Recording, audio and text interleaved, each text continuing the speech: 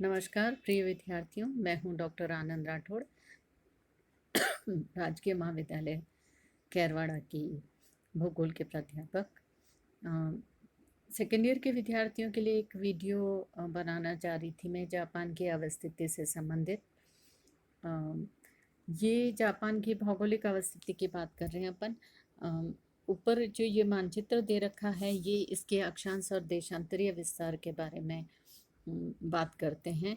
तो लगभग ये 32 किलोमीटर या 30 डिग्रीज उत्तरी अक्षांश से 45 डिग्रीज उत्तरी अक्षांशों के मध्य स्थित है। और देशांतरीय विस्तार देखें तो 120 पूर्वी देशांतर से 150 पूर्वी देशांतरों के मध्य है। 4 द्वीपों में बटा हुआ है मुख्य रूप से। ऊपर होक्काइडो है, फिर ये होन्शु मध्य में, फिर क्यूशु और ये शिकोकू है।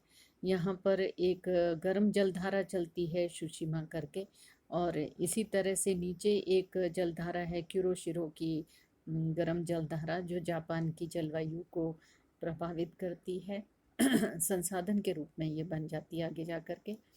और उत्तर से एक क्यूराइल की ठंडी जलधारा यहाँ पर आती है। ये कुछ जापान की अवस्थिति से संबंधित मानचित्र है। एक स्टेंसिल मैप बना करके आप इस तरह की जापान की अवस्थिति की व्याख्या कर सकते हैं।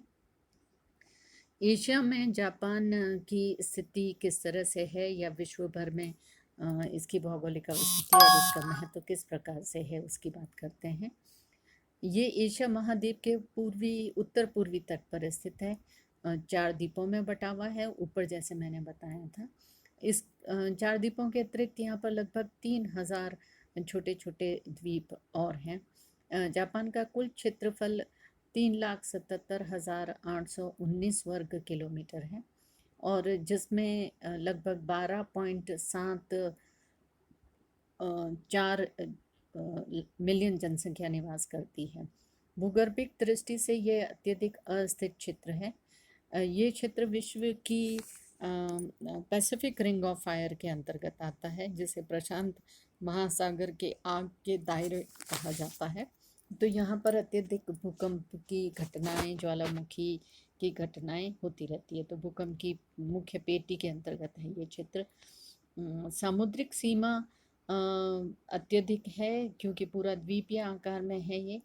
इसके कारण जापान जो है बहुत राजनीतिक दृष्टि से अत्यधिक शक्तिशाली होता है या सामरिक महत्व रखता है। जापान की औद्योगिक प्रगति देखें तो विश्व में अग्रणी है ये। विश्व भर में जापान में निर्मित वस्तुओं की खपत होती है, और मत्स्य उद्योग में जापान विश्व भर में दूसरे स्थान पर आता है।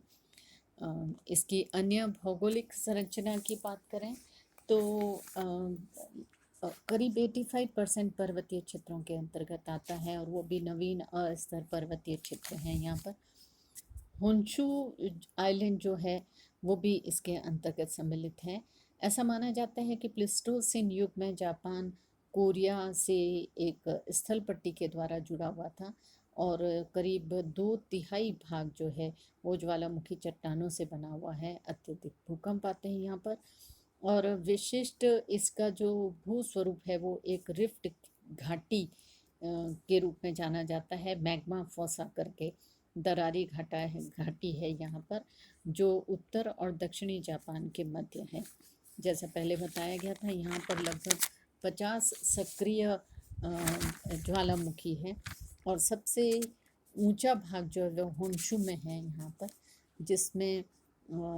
जिसे जापान के आल्प्स कहा जाता है। सबसे ऊंची शिखर जो है माउंट फ्यूजी की मानी जाती है। 3776 मीटर ऊंची है ये। 2 समानांतर श्रृंखलाएं हैं, पश्चिम और पूर्वी तटों के, और मध्य में घाटी है। और दक्षिणी जापान में फ्यूजियामा बहुत पवित्र पर्वत माना जाता है। अगर हम जापान को यूं ही सर्च करें तो फ्यूजियामा माउंटेन यहाँ पर सबसे पहले दिखाया जाता है। मैदानी भाग जो है जापान में बहुत कम है, लेकिन वो जलोढ़ तल के बने हुए हैं। आंतरिक बेसिन है। सबसे महत्वपूर्ण जो है वो क्वांटो का मैदान है, टोक्यो मैदान के नाम से भी जाना जाता है इसे। ये सबसे बड़ा जापान का मैदानी भाग है। जापान शब्द जो है वो निप्पॉन का बिगड़ा हुआ रूप है, जिसका अभिप्राय होता है सूरज का राष्ट्र, लैंड ऑफ राइजिंग सन। हम डेट टाइम के हिसाब से देखें तो यहाँ पर सबसे पहले सूरज उगता है विश्व भर में। इस प्रकार जापान जो है वो बहुत महत्वपूर्ण स्थिति में अपने आप को स्थापित किए हुए हैं। ये कुछ है जापान की भौगोलिक स्वरूप और अवस्थिति के बारे में। जापान की जलवायु के बारे में अगले वीडियो में बात करेंगे। धन्यवाद।